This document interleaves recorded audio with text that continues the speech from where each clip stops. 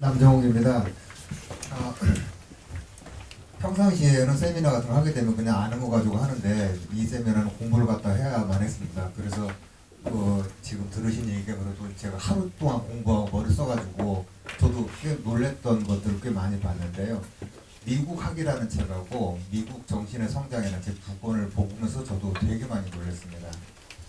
일단 미국 독립선언문이나 헌법에 민주라는 단어가 없다는 사실 이번에 처음 알았고요.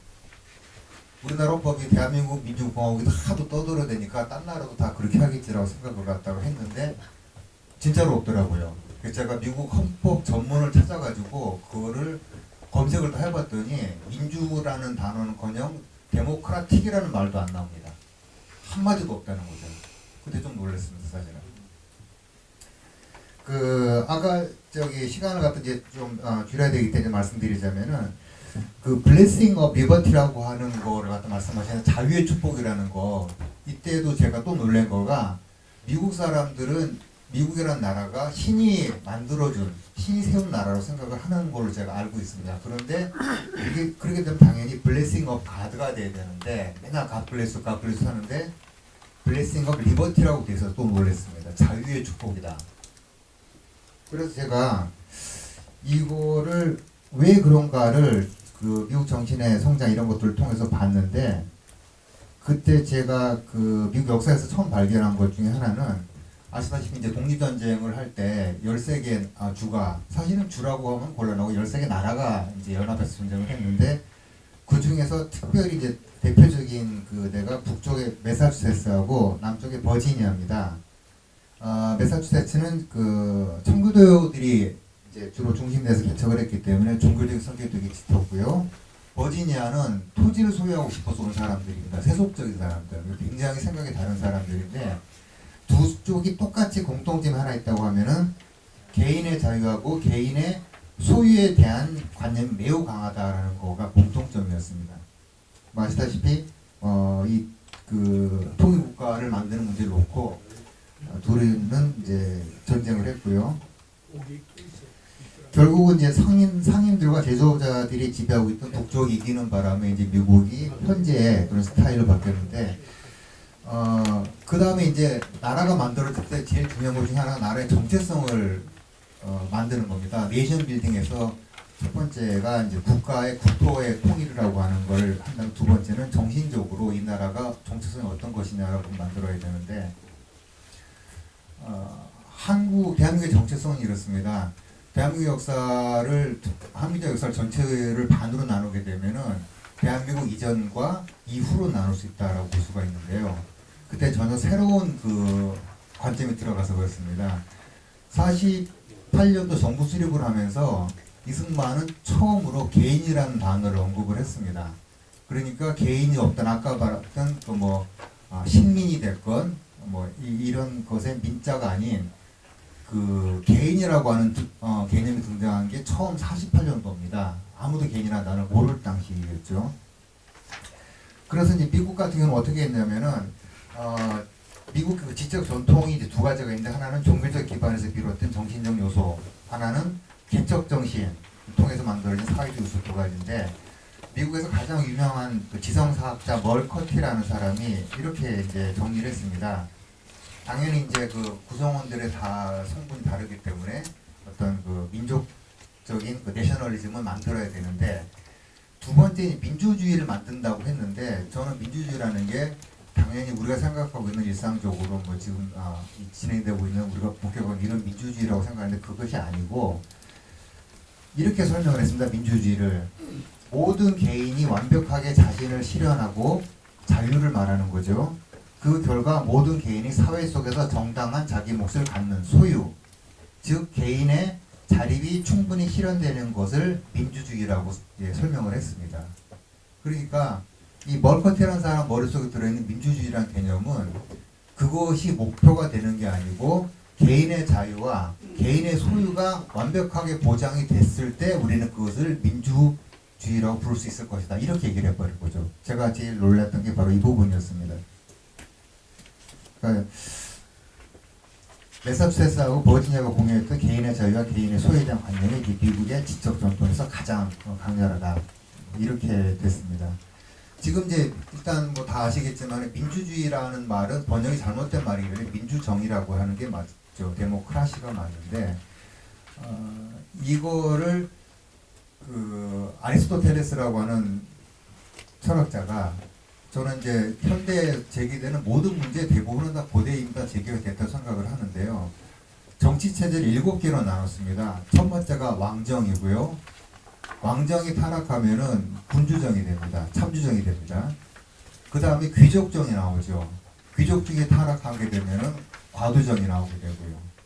그 다음에 민주주의가 있는데 인민정인데 인민정이 타락하게 되면은 우중이 나오게 됩니다.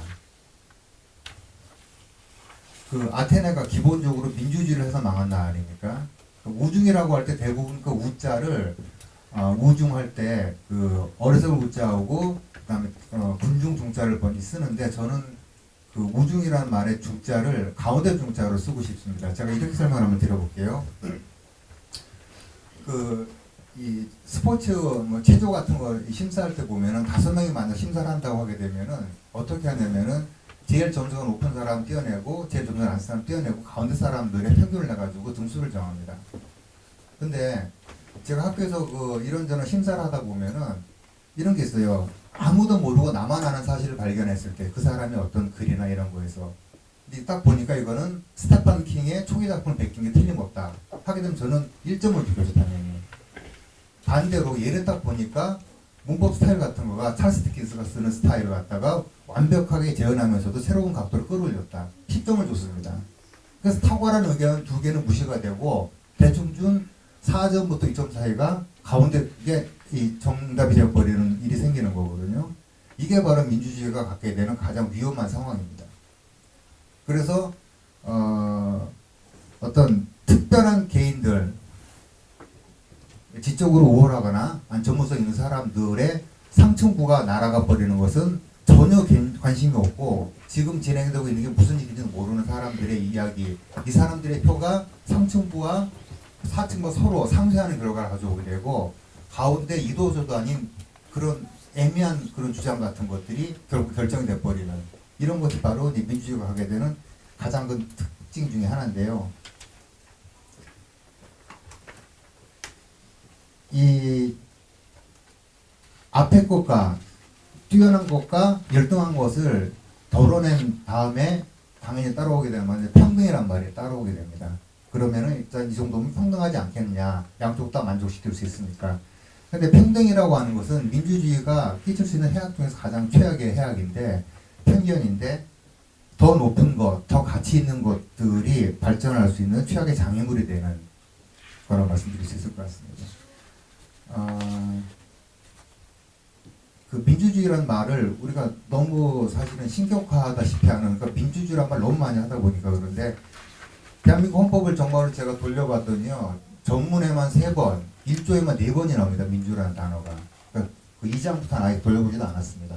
이렇게 민주 강조되고 이걸 통해 가지고 전부 다 나머지들을 결정하겠다고 했을 때 이거는 상당히 저는 생각도 못했던 중요한 부분이다. 저는 개인적으로 솔직히 민주주의를 별로 좋아하지는 않습니다. 제가 예전에 통장선거를 나갔는데요.